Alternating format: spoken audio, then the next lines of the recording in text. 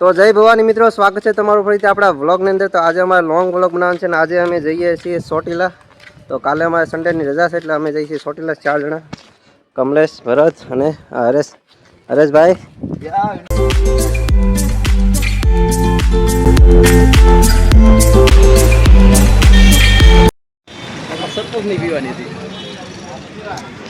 આપણે પોકી ગયા પોપટ છોકડી ને હવે આપણે ઉપસરપંચની ચા પીશું કમલેશભાઈ જોડે। કમલેશભાઈ ના પૈસાની પીવાની છે કમલેશભાઈ।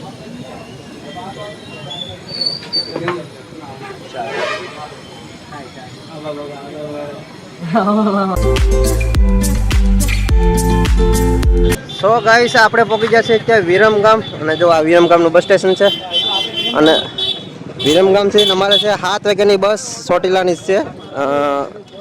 દ્વારકા લગભગ જાય ખબર નહીં પાકી, પણ અહીંથી તો બસ મળી જાય, અમે બુકિંગ કરેલી છે। તો અત્યારે અમે હોટલમાં જમવા જઈએ, જમી લઈએ લોજમાં। હરેશભાઈ અમને લઈ જાય છે પહેલી વાર રેસ્ટોરન્ટ। તો જમી લઈએ થોડુંક ના, તો બસની 1 કલાકની વાર છે, 1 કલાક। જો આ વિરમગામનું બસ સ્ટેશન, આ ગીતા રેસ્ટોરન્ટ બસ સ્ટેશનની સામે સામું જ છે ગીતા રેસ્ટોરન્ટ। તો આવો તો કાંઈક ટ્રાય કરજો। હરેશભાઈ આપણને પહેલી વાર લેવા છે।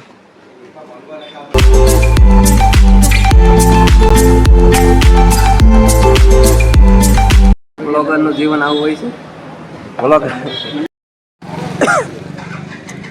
ગાઈસ આ વિરમગામનું બસ સ્ટેશન ના એને સામું છે ગીતા રેસ્ટોરન્ટ। તો ગીતા રેસ્ટોરન્ટમાં જમવાનું સારું હતું નહીં હરેશભાઈ? એકદમ। હરેશભાઈ અમને પહેલી વાર લેવા હતા, બાકી અમે તો બીજી બધે જમતા હોય, અહીંયા સારું હતું। ફિક્સમાં આવે પણ જમવાનું સારું આવે, ગુજરાતી સારી ખાધી હતી। અને અત્યારે છે ને વરસાદ ચાલુ થઈ ગયો છે।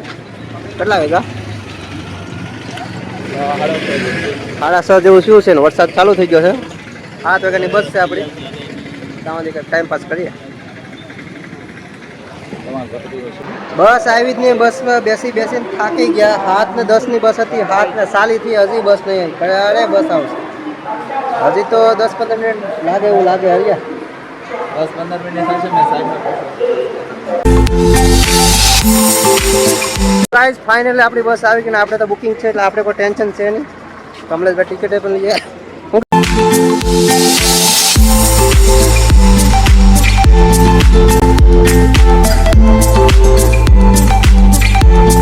ચોટીલા પોકી ગયા, હું તો સૂઈ ગયો હતો, આ લોકોએ મને જગાડ્યો।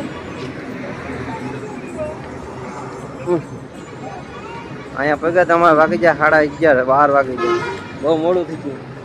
થોડો વરસાદ છે, બહુ ઝાઝો ને। સુરેન્દ્રનગરમાં બહુ વરસાદ હતો, વરસાદ એટલો હતો અને ઊંઘ એવી આવતી હતી સરસ મજાની, મજા આવે છે।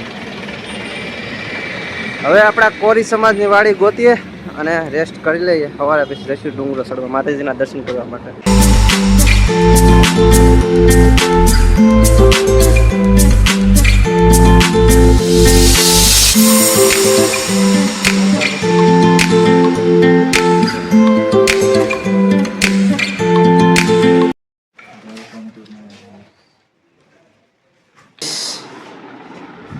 હરેશભાઈ આવી ગયા છે। તો ગાઈસ આપણને રૂમ મળી ગયો છે આપણી સમાજની વાડીમાં, અને અમારે તો અહીં સસ્તામાં રૂમ મળી ગયો। સુઈ જઈએ, સવારે જઈશું ડુંગર ચડવા માટે દર્શન કરવા માટે। મોબાઈલને મૂકી દઈએ ચાર્જિંગમાં।